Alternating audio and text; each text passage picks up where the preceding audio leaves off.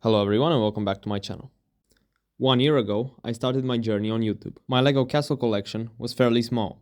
The armies too, of course. But now, marking the 1 year anniversary of this channel, I want to show you how my collection evolved, my LEGO armies, and the LEGO castle sets that I own. But before we start, I want to notify you about the subscribe button. Over 90% of my viewers are not subscribed to the channel. So if you like my content, I invite you to press the subscribe button and click on the notification bell. Enough said.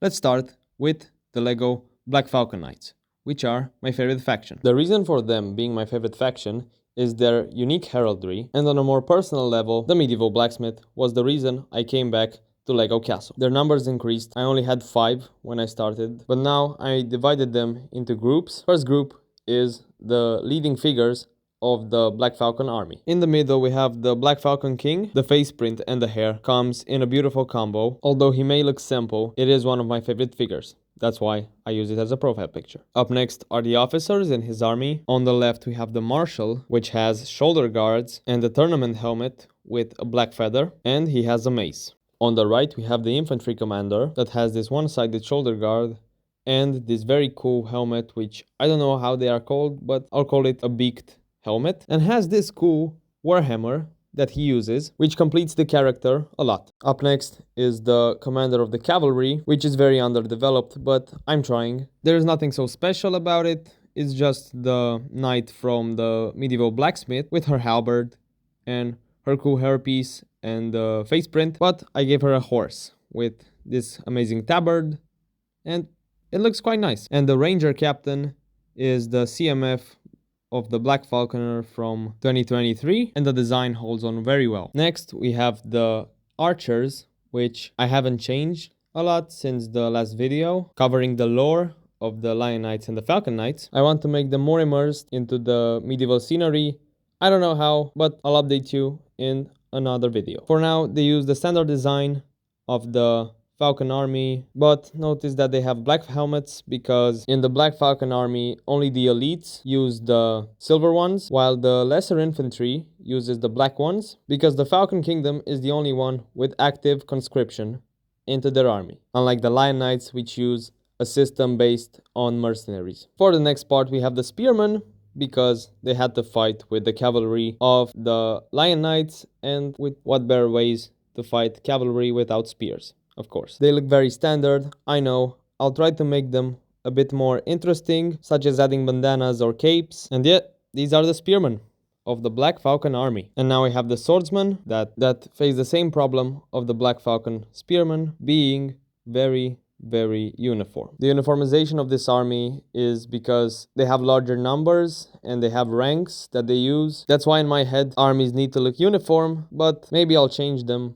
a bit in the future. And they have this carriage from the medieval blacksmith. I have many more plans for this army, such as adding siege engines or crossbowmen, long pikemen, men-at-arms. Only time will tell, but it still holds up as my favorite LEGO Castle army. Up next we have the Vikings, which I have covered up previously on 2 separate videos. They are still the same. I only increased some of their numbers, but nothing special. I still have these archers that I would like to increase their numbers, maybe add some longbows to it, or maybe other ranged units such as spear throwers, and give them more life. The civilian minifigures are the same, the blacksmith and the miner, but I would like to add a bit more to the civilian part of the Viking village and the Viking faction. I would like to add a berry gatherer, a fisherman, a merchant. That would be very cool. If you have any suggestions, please leave them in the comments down below. The infantry is quite the same, but I would like to split them into regiments like axemen, spearmen, something like that. And the special units of the Viking army are the berserkers that really need a refresh because they look very standard. And the leading figures of this army are literally the same. We have Jarl Osven, his wife Fiona, and his son Ragnar. And on the side we have the steward and the shaman, who administrate the village while Jarl Oswen is on conquest. The next one is one of my favorites, the Wolfpack army. The Wolfpack army may be the most varied army that I have on display. And one thing in particular that I liked about the Wolfpack is that they don't appear like those regular brigands to me. They appear more disciplined and more organized than the regular bandits from a medieval world because they have a sigil, shields, and they're very well equipped. And these things give them the personality they need. Now, the ranged units aren't as developed as I wanted, but I think they look very good at the time being. I would like to add, I don't know, more varied capes or some quivers, maybe some hair pieces or some helmets for some of the heavy crossbowmen. But in my medieval castle world, the bowmen are used for hunting and for fields, and the crossbowmen are used for more covert work like assassinations in the towns because crossbows are more easily concealable than bows. But the capes and the hood from the CMF look amazing and work very well with these molds and prints for the Wolfpack. Up next is the infantry. The infantry is diverse in terms of weaponry and appearance, from spearmen to heavy infantry and light infantry with more armored or less armored looks. First we have the spearmen. They look very goofy but menacing at the same time. I don't know if you know what I'm talking about, but they have a really nice aesthetic, and the diversion of parts and faces make them very unique. Now, the lesser infantry has shoulder guards from some CMFs and some Vikings. We have short swords, axes, even a long sword right there, and they blend very well with the environment of the Wolfpack. I don't know, I just love this faction a lot. And the Viking helmets with no horns absolutely nails their aesthetic even more. And now the more heavier infantry, we have halberdmen and longswordsmen with helmets and an armor plate, which look very good. And these two right here are the leaders of the Wolfpack, a father and a son. The father has these cool pearl dark gray shoulder guards that fit very well with his character. And their special unit is the Beastmaster, which they have tamed wolves to fight with their enemies during conflicts or even hunt with them. So yeah, this is the Wolfpack, my version of the Wolfpack. Now, a new faction for me was the Lion Knights, because honestly, I didn't want to have a Lion Knights faction. I don't know why, but when I got the medieval town square and having the spearmen from the Lion Knights, I thought maybe I'll give them a spin and see if I like them or not. And quite frankly, I was impressed with their heraldry and their flamboyant look, which gave my Lego Castle world a nice touch of color. To start, we have the ranged units, majority of them being crossbowmen, heavy crossbowmen to be exact, and a few bowmen. It was demonstrated through those years in the Lion Knight history that the crossbowmen are more reliable and much more easier to produce, quote unquote, because the crossbow doesn't rely on very much skill, such as the bow, for which you need years and years to master. Next, we have the infantry, a few spearmen, some swordsmen, and the guy with a trumpet in order to announce orders through his instrument. I tried to make them diverse in order to give them some personality, and I think it fits very well. Next, we have the heavier infantry with proper armor on them and heavier in weaponry, two-handed axes, long swords, maces, and these helmets that with plumes that make them very flamboyant, and I think it fits the character of the Lion Knights very well. Now, for the important characters of this army, we have Prince Lion, which is a diplomat, his father, King Leonard, Prince Nelson, and the head of the Red Lions, a cadet branch of the family, and Lady Emira, the Lioness, which is a strong military leader. Now, of course, I would like to buy more horses and more horse barding in order to make some better cavalry, because the Lion Knights have the best cavalry in the realm, the cavalry being their special unit. Now, the very first faction that I've built is Duragon's Order. Now, Duragon's Order is made from the CMF of the Dragonborn Paladin, which I liked very, very much last year when it came, that I knew that I would have to army build these minifigures. In front, we have the Regiment of Knights, which are led by Sir Keith, who is a prominent figurehead in this army, being blessed by Primagon himself. And the next regiment of Duragon's Order are the men-at-arms that are the shock troopers of this army. The commander has this warhammer and the minifigures are very diverse, and these chest plates look fit into this type of heavy infantry. And in lore, Primagon, the leader of this order, has took under his wing the kingdom of the Crown Knights, protecting them from the other invaders. That's why a lot of more lesser infantry is provided by the Crown Knight King. And let's not forget the heavy crossbowmen that are led by the son of Primagon. The last detachment is the cavalry, which were made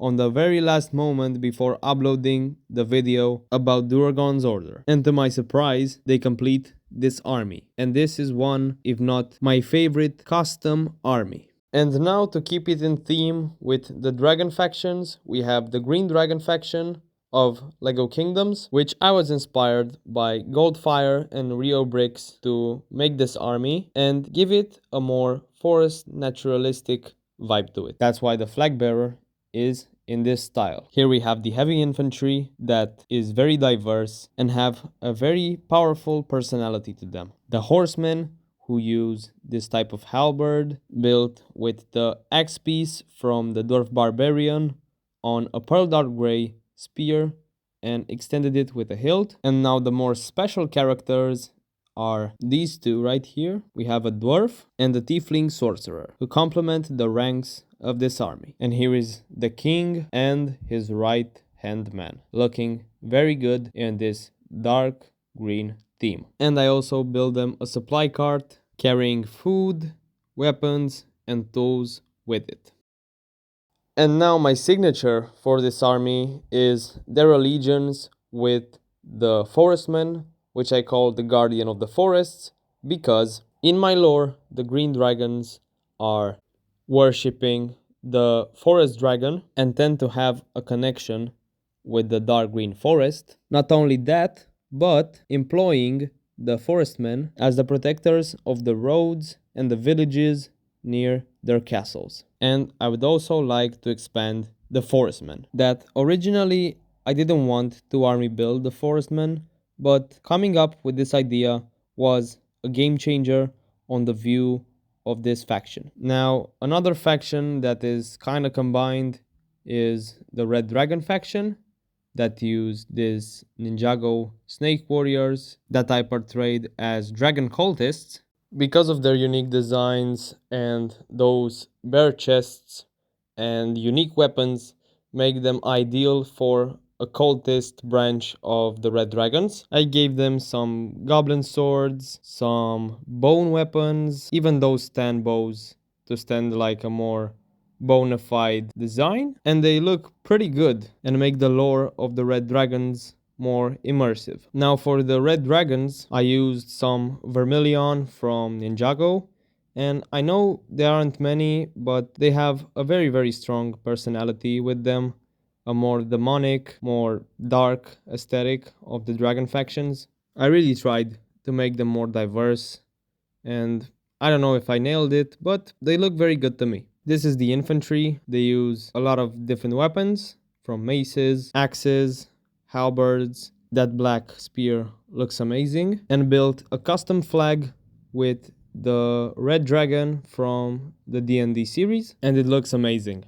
And now the heavier troops, which is one leader on a horse, an infantry commander, and 2 vermilions. Unfortunately, the red dragons are not used as much for LEGO castle builders and army collectors, but for me, they are pretty unique if used correctly. Like these type of demonic warriors in combination with the vermilion from Ninjago. It's quite interesting, if you ask me. Now for the other armies, on a much smaller scale, I have the orcs, only 2 orcs and 1 troll, and I would like to expand it, make the orcs, make them much more unique and atypical, or more civilized in some way. The other faction is the Scorpion Knights, which I found very cheap on some bricklink deals, and I like them. I wanted to include them into the demonic army, but these guys stand on their own, so in the future I would like to expand it even more. And another faction that piqued my interest is my personal take on some Middle Eastern warriors that I like how they look. LEGO never made a faction based on the Middle Eastern kingdoms. So this is my take. I used a lot of Ninjago parts and some D&D. They look very good, but I don't know if I would expand them more. I don't know, tell me in the comments. In the end, I hope you liked this video. I want to thank you for all your support along this year. For me, it was an amazing year and I can't say how thankful I am for your support. If you like my content and want to watch these LEGO Castle Army, until next time, I wish you all a good morning, a good day, and a good night. See you soon.